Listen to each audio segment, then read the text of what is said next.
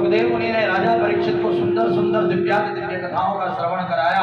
तो राजा परीक्षित ने कहा कि गुरुदेव आपने बहुत सुंदर सुंदर कथाएं मुझे श्रवण कराई, सुदामा जी के बारे में भी आप मुझे बताओ, सुदामा जी का पावन चरित्र आप मुझे श्रवण कराओ।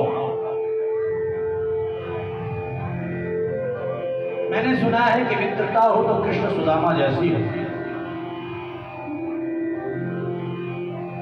एक मित्र गरीब है तो एक अमीर है।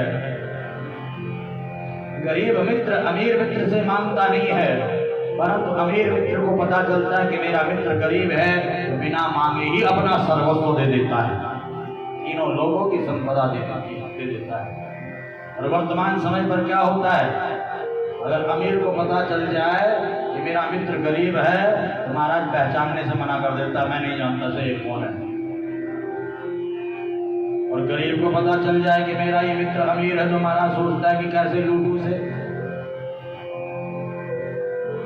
ऐसे लूटने लग जाता है महाराज। वो अमीर ही गरीब हो जाता है और गरीब ही अमीर हो जाता है।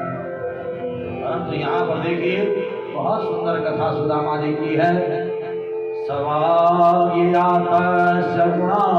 गृणीते करोचित् तत्कर्म करो मनश्च स्मरेत् वसन्तं स्थिरजङ्गमेषु शृणोति तत्पुण्यकथाशकरणः। कहा गया कि वाणी वही श्रेष्ठ है जो भगवान का गुणगान करती है, नेत्र वही सार्थक है जो भगवान का दर्शन करते हैं, कान वही सार्थक है जो भगवान की लीला कथाओं को सुनते हैं, हाथ वही सार्थक है जो भगवान की सेवा में लगे हैं, पैर वही सार्थक है जो भगवान की लीला कथाओं में हमें लेकर के जाते हैं, मंदिरों में तीर्थों में लेकर के जाते हैं। जो नहीं करे राम गुणगान जीह सुधादुर जीह समान, नयन न संत दरस कर देखा, लोचन मोर पंख कर देखा। कहा गया है कि जो मुख भगवान का नाम नहीं लेता है, जो जिह्वा भगवान का गुणगान नहीं करती, मेंढक की जिह्वा के सदृश है। मुख चूहे के बिल की तरह है। ऐसे कान जो भगवान की कथा नहीं सुनते हैं, भगवान का भजन नहीं सुनते, वे भी क्या है, चूहे के बिल की तरह है। जो नेत्र भगवान का दर्शन नहीं करते, संत महापुरुषों का दर्शन नहीं करते, वे नेत्र क्या है, मोर पंख पर बने हुए चित्र के सदृश है। और जो सर गुरु के चरणों में, संतों के चरणों में, ब्राह्मणों के चरणों में, बड़ों के चरणों में, माता पिता के चरणों में, सास ससुर के चरणों में जो सर नहीं झुकता है, वह मुर्दे के सम्मान है। जीवन तभी सार्थक है जब ये शरीर परोपकार करे, ये शरीर परोपकार के लिए समर्पित रहे। दानेन पाणिर न तु कंकणेन, श्रोतं श्रुतेनेव न च कुण्डलेन, विभाति काया करुणा पराण, परोपकारेण न च चंदनेन। शास्त्रों में श्लोक है कि हाथों की शोभा दान देने से है, कानों की शोभा हरिनाम सुनने से है, और शरीर की शोभा परोपकार से। और संतों का जो शरीर होता है, महापुरुषों का जो शरीर होता है, वह परोपकार के लिए होता है। सुखदेव जी के बारे में एक कवि ने बड़ा सुंदर लिखा है। सुदामा जी के बारे में एक कवि ने बड़ा सुंदर लिखा है। सो की रोटी चना की प्राप्य देवारयांते, कत्याम भागी लंगोटी जीर्ण शीर्णा च धोती, पानो उपानो रहितो अखिलो विवारी समेतो, यत यत ऐसी व्यवस्था सुदामा कृष्णम नैव याची। सुदामा कृष्णम नैव याची। सूखी रोटी चना, घर में सूखी की रोटी तक नसीब नहीं है। शरीर पर जो कपड़ा पहना है वह भी फटा हुआ है, लंगोटी तक फटी हुई है, धोती तक फटी हुई है, पानो रही तो पैरों में न जूता न चप्पल न खड़ाऊ, अखिलो बीमारी सभी बीमारियां पड़ी हुई है। सुदामा जिस झोपड़ी में रहते हैं वह झोपड़ी भी महाराज कई जगह से महाराज उसमें छेद है, बारिश पड़ती है तो पूरा का पूरा पानी घर में भर जाता है। और जब महाराज सूर्य नारायण भगवान उदित होकर के आते हैं तो एक जगह से नहीं कई जगहों से सूर्य का दर्शन होते हैं। बिछाने के लिए कोई खटिया नहीं, कोई रजाई गद्दा कुछ नहीं, भूमि का बिछोना है, आकाश का ओढ़ना है और हाथों की तकिया है। पत्नी है जिसका नाम सुशीला है, दो बच्चे हैं, नंगे नंगे घूमते हैं। बच्चों को भूख लगती है, माँ भूख लगी है, माँ भूख लगी है, दूध पिलाओ।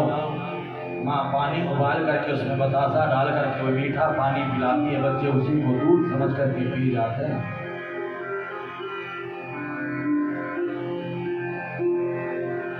सर्दी गर्मी धूप बरसात इन सबकी तो आदत बच्चों को पड़ गई है।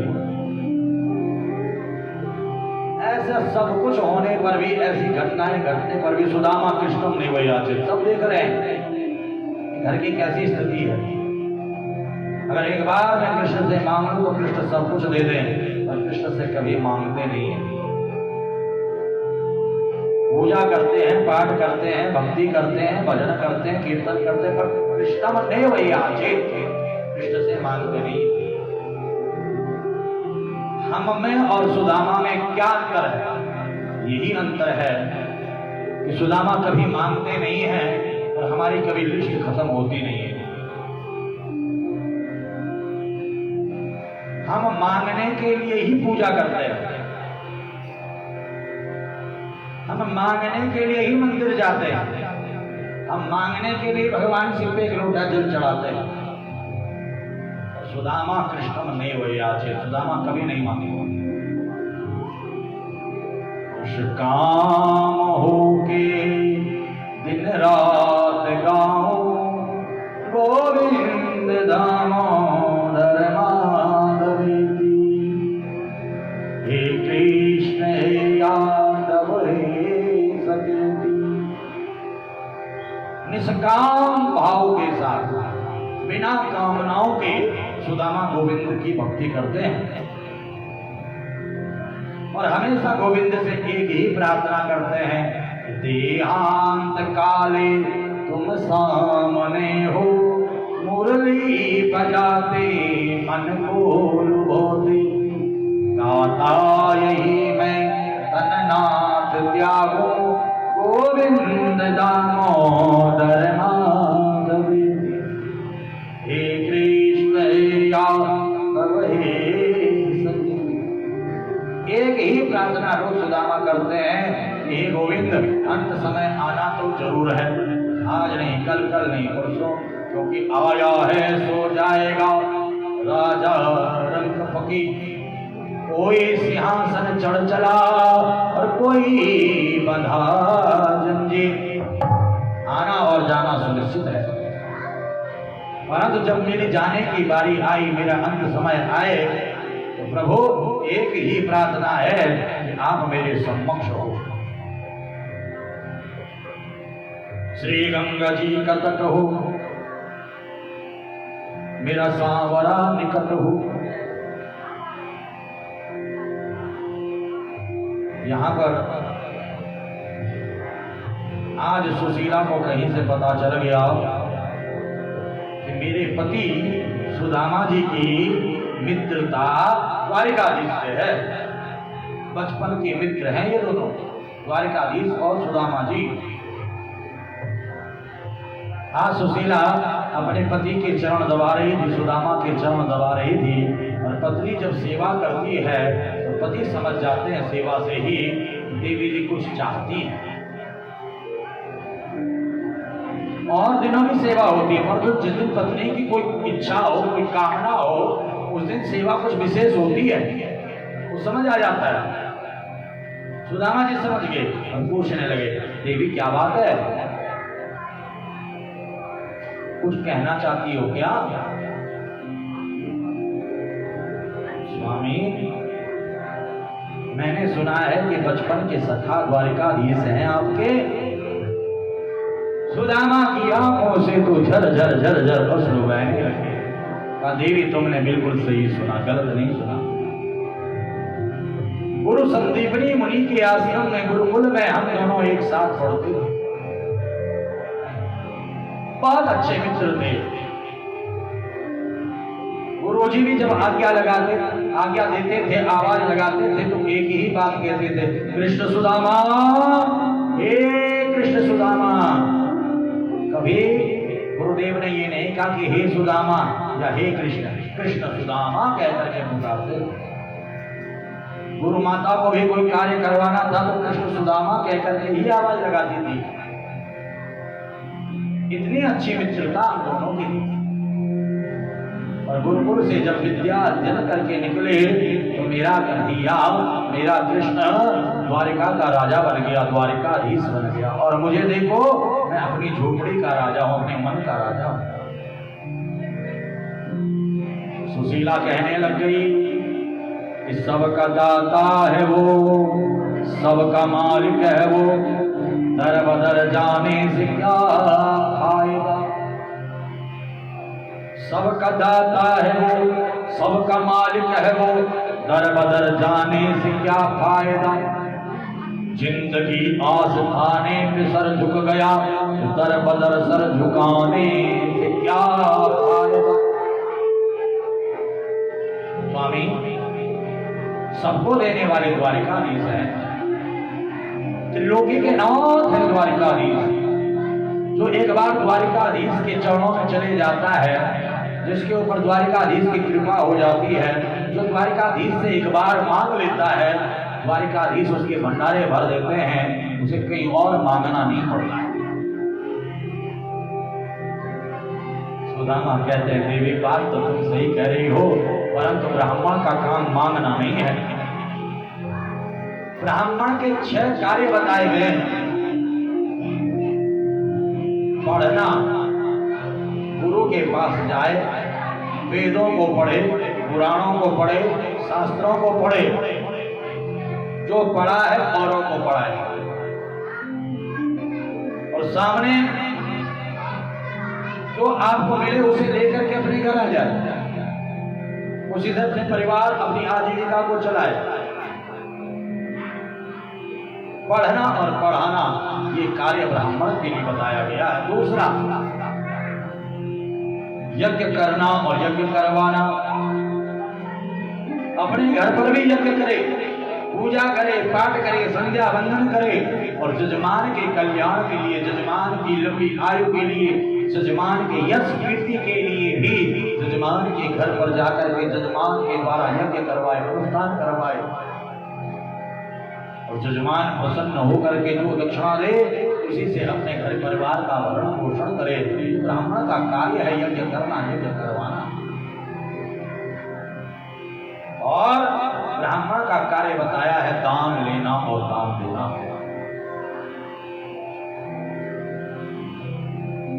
केवल लेना ही नहीं है, लोग शनि का दान देते हैं, लोग राहु का दान देते हैं, लोग केतु का दान देते हैं, लोग अपनी विघ्न बाधाओं के निवारण के लिए महाराज अनेकों प्रकार का दान देते हैं। जो लोग दान लेते हैं उनके घर में दूसरे का महाराज अलाई भलाई आ जाता है, कष्ट संकट आ जाता है उस दान के साथ। इसलिए केवल दान लेना ही नहीं, दान देना भी चाहिए, ताकि दान देने से वे धन शुद्ध हो जाए।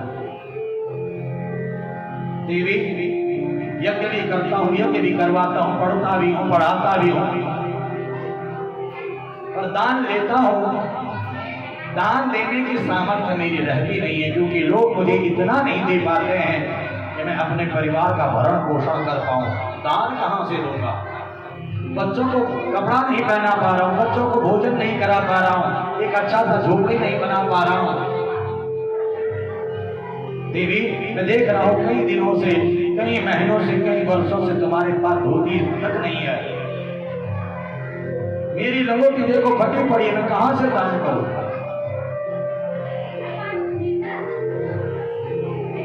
और तुलसीदास जी ने तो एक बात कही है कि तुलसी कर पर कर करो, कर तल कर ना करो, जहां दिन कर तल कर करो, तहां दिन मरण करो। हमेशा देना सीखो, मांगना मत सीखो।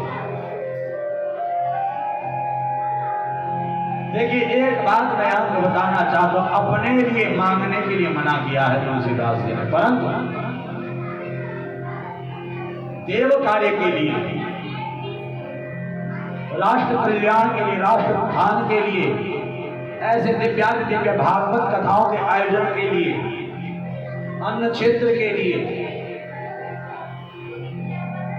किसी गरीब कन्या के विवाह के लिए, गरीब बच्चे की पढ़ाई के लिए, किसी मंदिर निर्माण के लिए, आश्रम निर्माण के लिए, गौशाला के निर्माण के लिए, गौ माता की रक्षा सुरक्षा के लिए अगर मांगना पड़े तो उसको मांगना नहीं कहते हैं, वो आप परमार्थ के लिए कार्य कर रहे।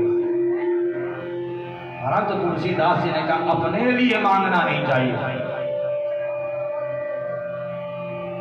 हमेशा देना सीखो, मांगना।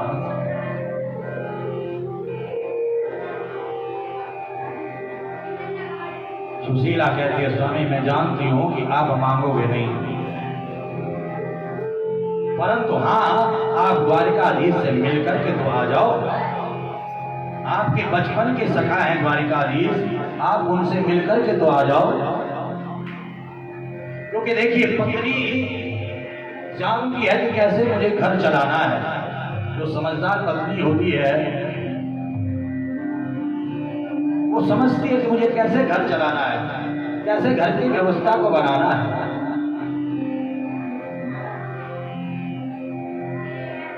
सुशीला जानती है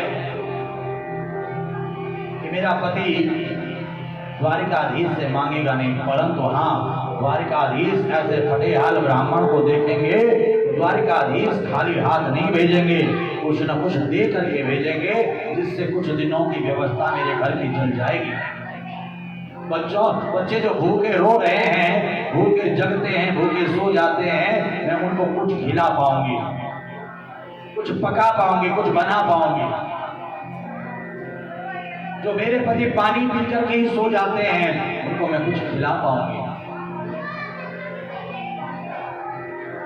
सुशीला कहती है आप मत मांगना, आप मिल करके आ जाओ अपने बचपन की सखा से। फिर सुदामा की आंखों से झरझर अश्रु बहने लगे।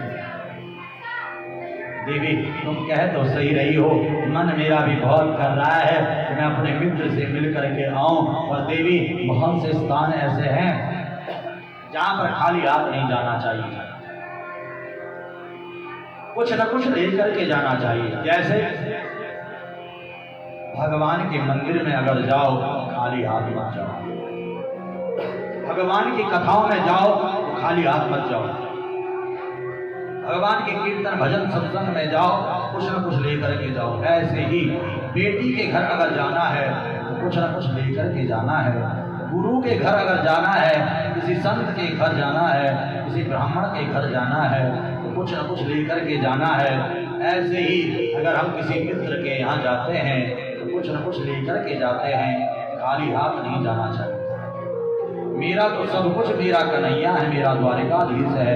अगर मेरे कन्हैया ने कह दिया कि मित्र सुदामा क्या लेकर के आए हो, तो मैं क्या कहूंगा कि तेरे लिए मेरे पास कुछ है ही नहीं। सुशीला रोते रोते कहती है स्वामी आप जाने की तैयारी करो, क्या लेकर के जाना है ये व्यवस्था मैं करती हूँ। सुशीला चाहती तो एक घर से ही मांग सकती थी, परंतु नहीं, 10 घरों से मांग करके लेकर के आई। क्यों? क्योंकि 10 घरों से मांग करके लाऊंगी तो द्वारिकाधीश समझ जाएंगे कि ये मांगा हुआ है। एक एक मुट्ठी चावल 10 घरों से मांग करके लाई 10 प्रकार के चावल अलग अलग दिखाई दे रहे हैं, ये मांगे हुए हैं। और अपनी धोती का कोना चीर करके उसमें पोटली बना दी, क्योंकि द्वारिकाधीश समझ जाएंगे कि भाभी के पास नया कपड़ा तक नहीं है। पोटली बना करके सुदामा जी को दे दी। कहा द्वारिकाधीश पूछे कि भाभी ने कुछ कहा है तो कह देना कि तेरी भाभी कह रही थी कि 1 माह में 2 पाक होए, 1 माह में 2 पाक होए, हमारे घर गोपाल जी नित्य एकादशी हो। मेरा ये संदेश दे देना बस। सुदामा जी बगल में पोटली दबा करके हाथ में लाठी ले करके निकल पड़ते हैं। गांव पार कर लिया, शहर पार कर लिया, नगर पार कर लिया, जंगल में पहुंच गए। पैरों में कंकड़ चुभने लगे, पत्थर चुभने लगे, कांटे चुभने लगे, कांटा तो पैरों में आर पार हो गया। सुदामा पैर पकड़ करके एक पेड़ के नीचे बैठ गए। अब कभी पैर पकड़े तो कभी पेट पकड़े, क्योंकि पेट में भी भूख के मारे दर्द हो रहा है और इधर कांटा पैर में चुभा है, पैरों में भी दर्द हो रहा है। सुदामा भगवान को याद कर रहे हैं कि हे गोविंद, तुम्हें अपने सुदामा पर दया नहीं आई, इतनी दूर द्वारिका बसाई, भूख लगती है, प्यास लगती है, जिंदगी उदास लगती है। भूख लगती है, प्यास लगती है, जिंदगी उदास लगती है। अब कैसे आऊं मैं द्वारिका तेरी, आस भी अब निराश लगती है। सोचा था कि देहांत काले तुम सामने हो, मुरली बजाते मन को लुभाते, गाता यही मैं तजनात जाऊं। परंतु आज तो लगता है कि मन की बात मन में ही रह जाएगी और सुदामा बिना अपने कृष्ण के दर्शन के ही इस जंगल में प्राण त्याग देगा। सुदामा भगवान को याद कर रहे थे, याद करते करते मूर्छा आ गई, योग माया से नहीं रहा गया। मूर्छित सुदामा को उठा करके द्वारिकापुरी में छोड़ दिया। सुदामा की मूर्छा खुली। सुदामा बड़े बड़े महलों को देख करके, बड़ी बड़ी अट्टारिकाओं को देख करके आश्चर्य में पड़ रहे हैं। मैं तो जंगल में था, कि मैं कहाँ आ गया, कहीं मैं सपना तो नहीं देख रहा हूँ।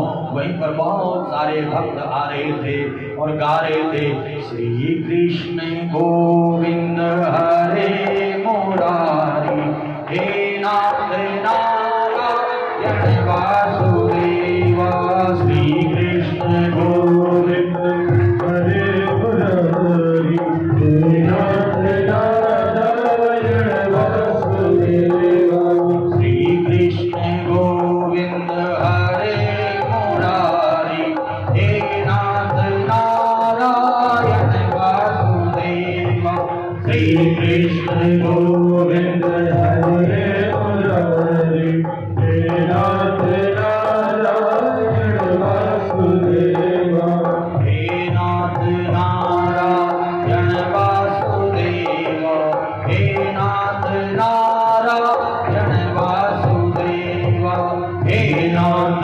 नारायण वासुदेवा, हे नाथ नारायण वासुदेवा, श्री कृष्ण गोविंद हरे मुरारी, हे नाथ नारायण वासुदेवा, श्री कृष्ण गोविंद हरे मुरारी, हे नाथ नारायण वासुदेवा।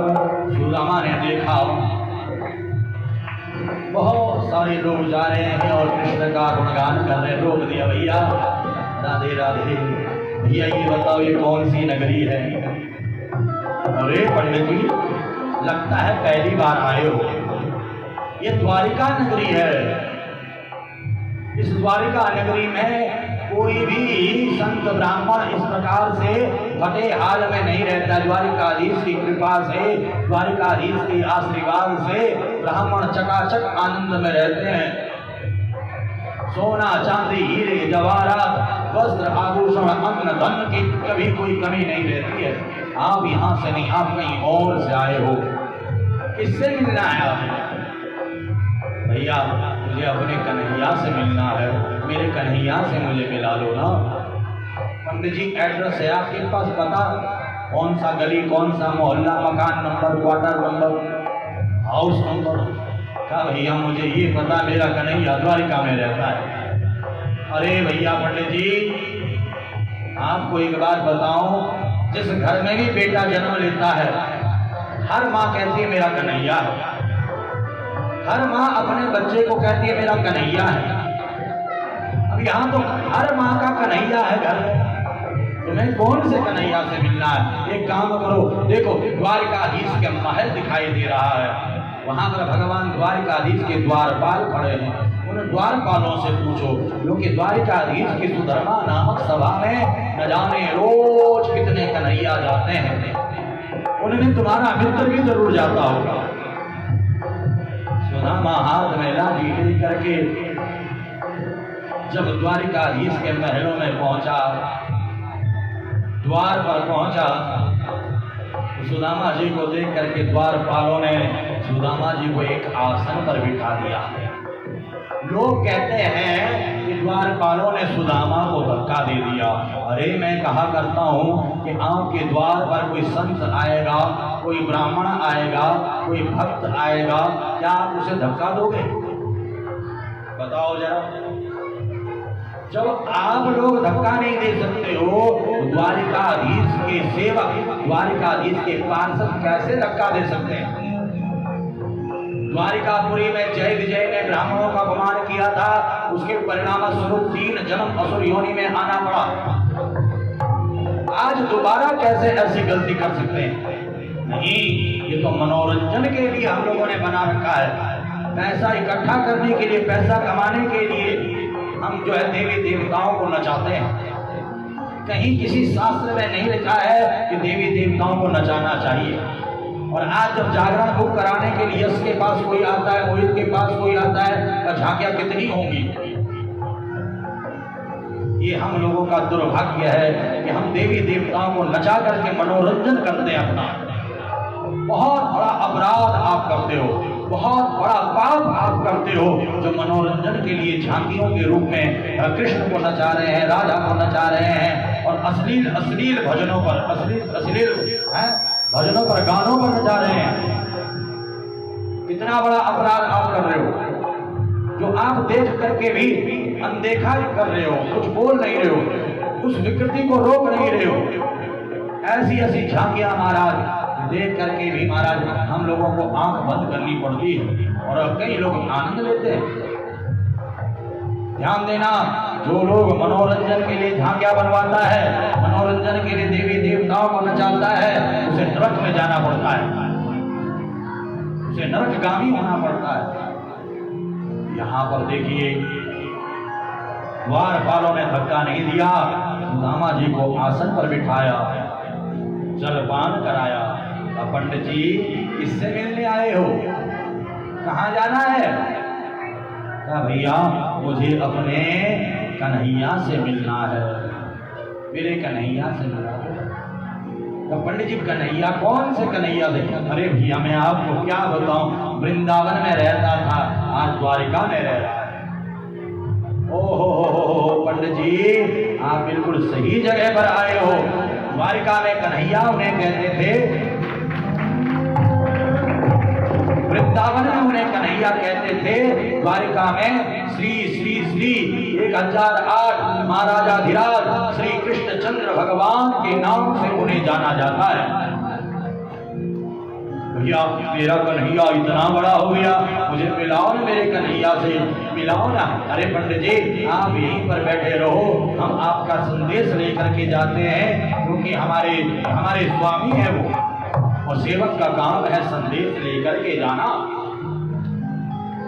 जैसे ही सेवक संदेश लेकर के भीतर गए, द्वारिकाधीश भोजन कर रहे थे, सेवकों ने कह दिया कि हे स्वामी, हे नाथ, हे द्वारिकाधीश, एक ब्राह्मण आया है। ब्राह्मण कैसा है? शीश पगान धगा तन पे, शीश पगान धगा तन पे, प्रभु जान को आए बसो कई ग्राम। धोती फटी सिलटी दुपटी और पाय उपासन की नहीं सा द्वार खड़ो जो दुर्बल है रयोच किसो वसुधा अभिरामा और पूछत दीन दयाल धाम बतावत आपनो नाम सुराम बतावत आपनो नाम सुराम। जैसे ही द्वारिकाधीश ने सुदामा नाम सुना, सुन नाम सुदामा अचानक ही, सुन नाम सुदामा अचानक ही प्रभु स्वर्ण सिंहासन छोड़ के भागे, पग से पटपीठ को दूर किया, उलझे मणिमाल को तोड़ के भागे। सब विस्मित होकर देख रही महारानियों से मुख मोड़ के भागे। पद पादुकहीन विलीन हुए, तुझ दीन कहाँ कर जोड़ के भागे, तुझ दीन कहाँ कर जोड़ के भागे। कहाँ है मेरा कन्हैया, कहाँ मेरा सुदामा, कहाँ है मेरा मित्र, कहाँ है मेरा मित्र। रानी महारानी देख रही है, दुपट्टा उलझ रहा था, फेंक दिया, काली मालाएं गले की उलझ रही थी, तोड़ तोड़ करके फेंकी, नंगे पैर। मेरा सुदामा कहाँ है, मेरा सुदामा कहाँ है, मेरा मित्र कहाँ है। जैसे ही सातवीं देहली पार करके बाहर आए, सुदामा रो रहे थे, मेरा कन्हैया मुझे पहचानेगा कि नहीं पहचानेगा। और जैसे ही कन्हैया ने कहा, मित्र सुदामा, हे मित्र सुदामा, बस क्या था, सुदामा की अश्रु और जोर जोर से बहने लगे। हे मेरे कन्हैया ने मुझे पहचान लिया। मैं सोच रहा था इतना बड़ा राजा हो गया है, सेठ हो गया है, द्वारिकाधीश हो गया है। मित्र जब धनवान हो जाता है तो गरीब को पहचानता नहीं है, परंतु मेरा कन्हैया तो कह रहा है मित्र सुदामा, मित्र कह करके मुझे बुला रहा है। सुदामा रोए जा रहे थे। द्वारिकाधीश ने कहा, मित्र गले नहीं लगोगे। सुदामा उठना चाह रहे हैं पर उठ नहीं पा रहे हैं। क्यों? पैरों में कंकड़ पत्थर कांटे चुभे पड़े हैं। द्वारिकाधीश ने धीरे धीरे सुदामा को उठाया, अपने गले से लगाया, अपनी गोद में उठा करके अपने अंतःपुर लेकर के अपने सिंहासन पर बिठाया और स्वयं पैरों में बैठ गए। और जैसे पैरों को हाथ लगाया, कंकड़ पत्थर चुभ रहे हैं, एक एक करके कांटा निकालना शुरू किया। जो कांटा आर पार था, नहीं निकल रहा था, अपने दांतों से जैसे खींचा, खून की धार द्वारिकाधीश के मुख में आई। देख सुदामा की दीन दशा, करुणा निधि करुणा करके रोए, और पानी परात को हाथ छुओ नहीं, नैनन के जल सो पर होए। द्वारिकाधीश इतना रोए, इतना रोए, इतना रोए, ऐसी दशा बना रखी है। पानी की परात को हाथ नहीं लगाया, नेत्रों के जल से ही सुदामा के चरण धो दिए, सुदामा का स्नान करा करके, वस्त्र पहना करके, भोजन इत्यादि करा करके अंतःपुर में लेकर के गए। सुदामा के चरण दबा रहे थे। मित्र भाभी ने कुछ भेजा है कि नहीं भेजा है? सुदामा रोने लगे, मित्र कुछ नहीं भेजा तुम्हारी भाभी ने। कहा नहीं नहीं, बगल में कुछ दबा रखा तुम्हारे। कहा नहीं नहीं, कुछ नहीं है। जैसे ही द्वारिकाधीश ने खींचा, वो हाथों में पोटली आ गई। मित्र सुदामा, बचपन की आदत नहीं गई तुम्हारी। गुरु माता ने चने दिए थे, तुमने अकेले खा लिए, और भाभी ने प्रसाद दिया है, ये अकेले खाना चाहते हो? सुदामा रोते हुए कहते, मित्र ये उन्हीं चनों का प्रताप है जो तुम द्वारिका के राजा हो और मैं अपने मन का राजा हूं। मित्र मैं यही तो जानना चाहता हूं, इस दुनिया को यही बताना चाहता हूं कि सुदामा ने चने खाए तो क्यों खाए। अगर लोगों को पता नहीं चलेगा, लोग कहेंगे एक ब्राह्मण चोर होता है। पता चलना चाहिए लोगों को कि ब्राह्मण कितना उदार होता है। मित्र गुरुकुल में हम दोनों जब पढ़ते थे ना, पास में जंगल में एक बूढ़ी माई रहती थी जिसका कोई नहीं था, भूखी थी। किसी ने एक पोटली चना दे दिया, बड़ी खुश हुई, पानी लेने गई, इतने में चोर आ गया। चोरों ने सोचा कि हीरे जवाहरात के पोटले पोटले लेकर के भागे। इतने में जब वो बूढ़ी माई आई तो चने नहीं देखे, श्राप दे दिया, जो उन चनों को खाएगा वह दरिद्र हो जाएगा। और वहीं पर भूखी प्राण निकल गए उसके। इधर चोरों ने देखा इधर चने, हमें तो हीरे चाहिए थे, जवाहरात चाहिए थे। तो सामने गुरु माता गौ सेवा कर रही थी। गुरु माता से कहा, ये लो हमारी तरफ से चने रख लो, दान ले लो। कृष्ण, थोड़ी देर पहले तुम समिधा लेने के लिए गए, मैं पीछे पीछे आ रहा था, गुरु माता ने बुलाया, सुदामा इधर आओ, ये चने ले जाओ, मिल बांट करके खा लेना। अब जैसे ही मैं भी तुम्हारे पीछे पीछे आ रहा था, मूसलाधार बारिश पड़ने लगी। एक पेड़ के नीचे तुम, दूसरे पेड़ के नीचे मैंने सोचा कन्हैया को चने खिलाऊं। इतने में पोटली खोली तो तुम्हें पता है मैं ज्योतिष का पंडित हूँ, भूत भविष्य वर्तमान सब जानता हूँ। जैसे ही मैंने चने देखे, देखते ही मैं समझ गया ये श्रापित हैं। एक भी दाना अगर मेरे कन्हैया ने खा लिया तो कन्हैया दरिद्र हो जाएगा, और भक्त के होते हुए भगवान दरिद्र हो, एक मित्र के होते हुए एक मित्र दरिद्र हो, ये मैं होने नहीं दूंगा। ये सारी दरिद्रता मैं अपने ऊपर ले लूंगा। चने फेंक सकता था सुदामा, नहीं फेंका, क्योंकि गुरु माता ने चने दिए थे। और महाराज, आज भी ऐसे भक्त हैं जो गुरु मां की आज्ञा के लिए अपने प्राण तक न्यौछावर कर देते हैं। हमारी तुम्हारी तरह नहीं कि गुरु जी ने कुछ कहा, इधर से सुना और इधर से निकाल दिया। दिखावे की गुरु भक्ति आज हो रही है, लोग के लिए, लालच के लिए गुरु भक्ति लोग करते हैं। परंतु सुदामा की गुरु भक्ति देखिए, गुरु माता ने चने दिए हैं कि खा लेना, अगर मैंने फेंक लिया गुरु माता की आज्ञा का उल्लंघन हो जाएगा, अपराध होगा। गुरु माता ने कहा खा लेना तो मैं अकेले खाऊंगा, मैं कन्हैया को नहीं दूंगा, मैं स्वयं दरिद्र हो जाऊंगा, पर कन्हैया को दरिद्र होने नहीं दूंगा।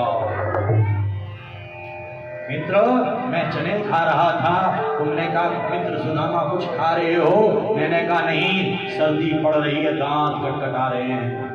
बारिश बंद हो गई, चने समाप्त हो गए, सविदा लेकर के गुरुकुल में आए। गुरु माता ने कहा कृष्ण चने खाए? मैंने कहा कौन से चने? सुदामा चने नहीं दिए कृष्ण को। गुरु माता ने मुझे डांट लगाई, तुम्हें पता नहीं क्या सोचा, तुमने कहा मित्र सुदामा तूने मुझे चने नहीं दिए, क्या आज के बाद मैं कभी तुझे कुछ नहीं दूंगा। मेरे को बड़ा क्रोध आ गया, एक तो तेरी दरिद्रता ले ली और तू कह रहा कुछ नहीं दूंगा। जा, मैं प्रतिज्ञा करता हूं आज के बाद कभी तुझसे कुछ मांगूंगा ही नहीं। वो दिन है, आज का दिन है, ना ही तूने मुझे कुछ दिया और ना ही मैंने तेरे से कुछ मांगा। प्रेम में कमी नहीं है, भक्ति में कमी नहीं है। द्वारिकाधीश कहते हैं मित्र सुदामा, मैं जानता हूं कि तू आज भी मुझसे कुछ नहीं मांगेगा, क्योंकि तूने प्रतिज्ञा कर रखी है, वो अपनी प्रतिज्ञा को नहीं तोड़ने वाला। पर हाँ, मैं ये जानना चाहता हूं कि भाभी ने कुछ तो कहा होगा, कोई तो संदेश दिया होगा। मित्र सुदामा बता क्या कहा भाभी ने? हाँ कन्हैया याद आ रहा है मुझे, तेरी भाभी ने कहा था कन्हैया पूछे तो बता देना कि 1 माह में 2 पाक होए, हमारे घर नित्य एकादशी हो।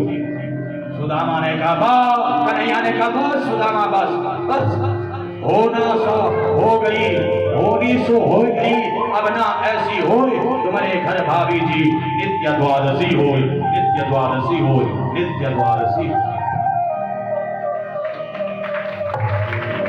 जो होना था सो हो गया, अब नहीं होगा, अब तो चकाचक 56 भोग चलेंगे। एक मुट्ठी चावल मुख में रखा, ऊपर के 7 लोग सुदामा के नाम कर दिए। दूसरी मुट्ठी चावल मुख में रखा, नीचे के 7 लोग सुदामा के नाम कर दिए। तीसरी मुट्ठी रखने लगे, देवी रुक्मणी ने हाथ पकड़ लिया, अरे स्वामी सब कुछ दे दोगे, पंडित जी की आप किराए पर रखोगे क्या? हमारे लिए भी तो कुछ छोड़ो। जो बचा हुआ चावल था रुक्मणी को दे दिया, मन ही मन विश्वकर्मा को आज्ञा दे दी, सुदामा की झोपड़ी को महलों में बदल दो। विश्वकर्मा ने रात ही रात सुदामा की झोपड़ी को महलों में बदल दिया। सुदामा प्रातः काल द्वारिकाधीश से आज्ञा लेकर के जब अपने गांव आए तो सुदामा मंदिर देख डरे। यहाँ तो थी मेरी छोटी सी झुपड़िया, कंचन महल खड़े, सुदामा मंदिर देख डरे। अरे लौट फिर करके कहीं मैं दोबारा द्वारिका तो नहीं आ गया। इतने में महाराज एक महारानी दास दासियों के साथ आती है, 2 राजकुमार आते हैं। देवी कौन हो? अरे स्वामी पहचानो, मैं सुशीला, ये आपके बच्चे। आपको कुछ नहीं चाहिए था, कुछ नहीं दिया, हमें सब कुछ चाहिए था, प्रभु ने सब कुछ दे दिया।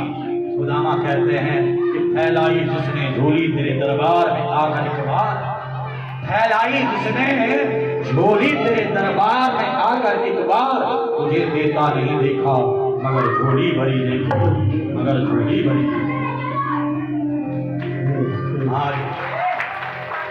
सुदामा इस धन वैभव को पाकर के भगवान की अनन्य भक्ति करते हैं। कथा के माध्यम से आपने सुदामा जी का पावन चरित्र बहुत सूक्ष्म रूप से श्रवण किया। जो इस कथा को सुनता है उसकी समस्त दरिद्रता दूर होती है। आइए सुंदर झांकी यहाँ पर है। हमारे शर्मा जी सुदामा बन करके आए हैं। एक भजन सुदामा जी के चरणों में, बहुत ही प्रसिद्ध भजन है सुदामा जी का। इस भजन के माध्यम से सुदामा जी का दर्शन करेंगे। बोले भक्तवत्सल भगवान की, सुदामा जी महाराज